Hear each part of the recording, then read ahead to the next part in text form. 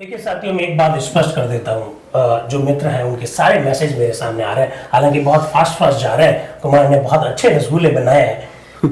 लेकिन दोस्तों, एक बात हमेशा ध्यान रखना, हम एजुकेशन में हैं, हम शिक्षित बन रहे हैं। एक बात हमेशा ध्यान रखिए, आप जब भी किसी व्यक्ति की आलोचना करने का अगर आपको मौका मिले, तो जब तक उस व्यक्ति को पूरी तरह से जान ना ले, जब तक उस व्यक्ति को पूरी तरह से पढ़ ना ले, उसके बारे में किसी भी प्रकार का कोई कमेंट मत करिए। आप चाहे किसी भी विचारधारा के हो, आप चाहे किसी भी राजनीतिक दल का समर्थन करते हो, इससे कोई फर्क नहीं पड़ता है। साथियों, इस बात को भूलेगा मत कि हमारा सुप्रीम कोर्ट हर विधि की समीक्षा संविधान के आधार पर करता है। इस बात को भूलेगा मत कि सुप्रीम कोर्ट के चीफ जस्टिस जब न्याय की कुर्सी पर बैठते हैं, तब वे भी न्याय करते हैं। हालांकि वे भी वोट देकर आते हैं, वे भी किसी पार्टी को वोट देते हैं, किसी व्यक्ति को वोट देते हैं, लेकिन चीफ जस्टिस की जब सीट पर जब बैठते हैं तो वो न्याय करते हैं।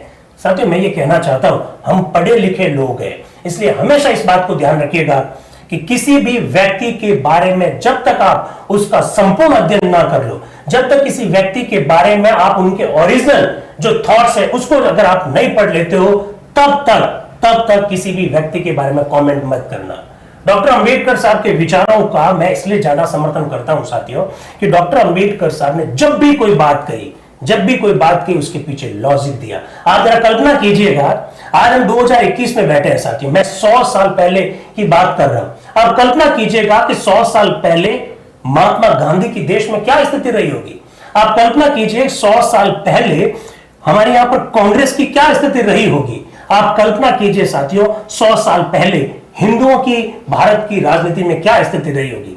डॉक्टर अंबेडकर साहब गांधी जी की आलोचना करते हैं, डॉक्टर अंबेडकर साहब कांग्रेस की आलोचना करते हैं, डॉक्टर अंबेडकर साहब हिंदू धर्म में जो कमजोरियां हैं उसको रेखांकित करते हैं। कितनी हिम्मत थी उनमें, ये हिम्मत आई कहां से, ये हिम्मत उनमें कहां से आई है, ये साहस उनमें आया कहां से।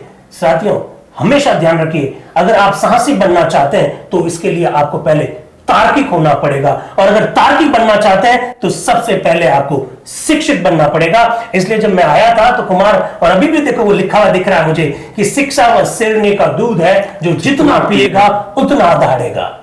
साथियों, बिना पढ़े लिखे, बिना कुछ जाने किसी की व्यक्ति के बारे में कमेंट मत कीजिएगा।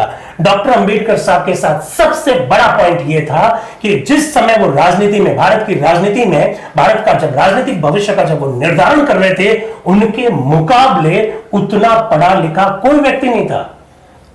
उनकी लाइब्रेरी में लाखों किताबें थी। आप कहेंगे मैं भी खरीद कर रख दूं लाखों किताबें खरीदने से कुछ नहीं होगा साथियों। डॉक्टर अंबेडकर की मृत्यु के बाद में जब उनका पुस्तकालय खोला गया, जब लोगों ने उनकी किताबों को देखा, हर किताब में कुमार नोट डाला हुआ था, हर किताब में नोट डाला हुआ था, हर पेज में उनके कोई न कोई कमेंट लिखे हुए थे। इससे आप अंदाज लगा सकते हैं कि डॉक्टर अंबेडकर कितना पढ़ते थे। शिक्षित बने तभी वो तार्किक बने, और तार्किक बने तभी वो साहसी बने। डॉक्टर अंबेडकर के साथ ये सबसे बड़ी बात थी। ये बात हमको सीखनी चाहिए।